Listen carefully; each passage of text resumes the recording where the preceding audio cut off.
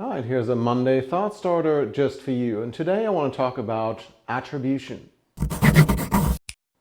People aren't really good at cause and effect. If we happen to win a game while wearing yellow socks, for example, those are now the lucky socks. If we happen to start billboard ads or Google ads and we get a great new client, they clearly must have come from those new ads, right? Are Google ads now the lucky ads? Well, obviously it's not that easy. Matter of fact, some of the challenge is always trying to figure out what's working in business and what is not. As some of you may know, I've been dating a cake decorator turned restaurant owner for like 10 years now, and marketers can learn a lot from Jennifer when it comes to research and development.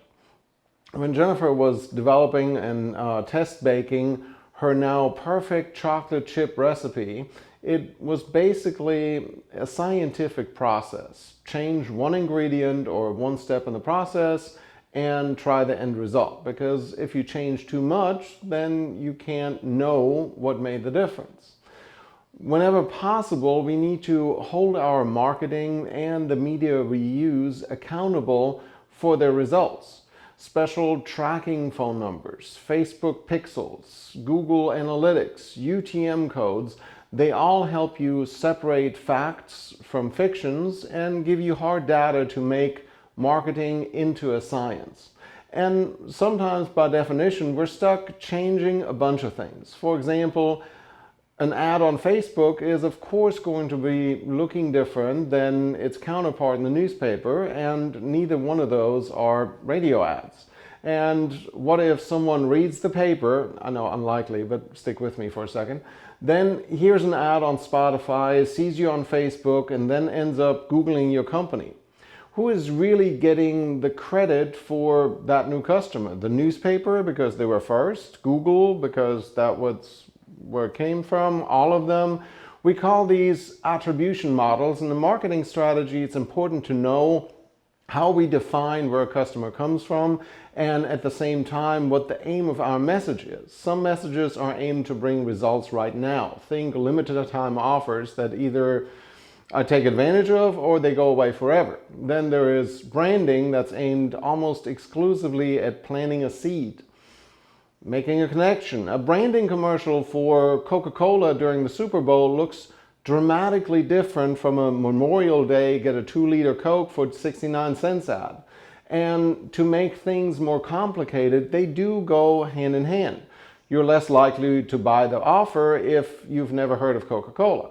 Just like you're less likely to take your date to a restaurant unless you know what they stand for.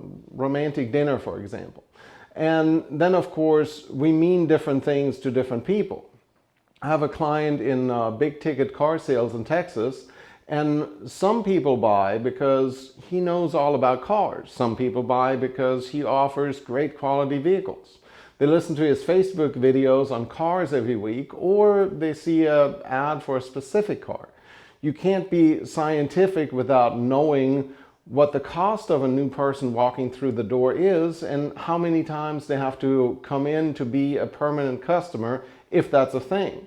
Are they meant to be a permanent repeat customer? That's more likely at a restaurant than at a funeral home, for example. Unless you go into marketing your business with a plan, a strategy of what you want to accomplish where, and a good idea of who your customer is. Some people use avatars to make that part easier. You really won't know what works and what doesn't. That's it for your Monday thought starter. I hope this will make you take a second look and make your marketing perhaps a little bit more scientific. Till Thursday, I'm Tobias Wilhelm.